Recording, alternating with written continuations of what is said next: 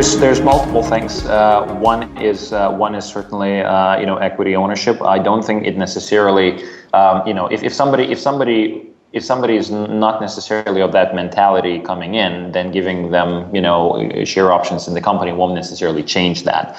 But if they come in with the right mentality, then having share options in the company will help them to maintain that mentality for a long time. So that's very, very important.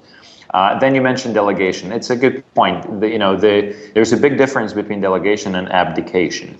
If you ask someone to do something and then you emerge in 2 weeks' time to see what the end outcome is, then likelihood is that you may have had a very different idea actually of what the outcome should be, because for whatever reason the person has a different notion of things and maybe you communicate it unclearly, whatever. So the way that we think about delegation is that it's actually the responsibility of the delegator to have the excellent outcome, from the delegatee, if you will, in whatever was the time frame for a particular product or feature or project. So what ends up happening is that ownership then permeates both the person who is the senior responsible person and the person who's actually delivering on the project, so that it's actually joint ownership in that sense. And it's easier said than done, believe me. But the fundamental thought process in that is exactly what I just described.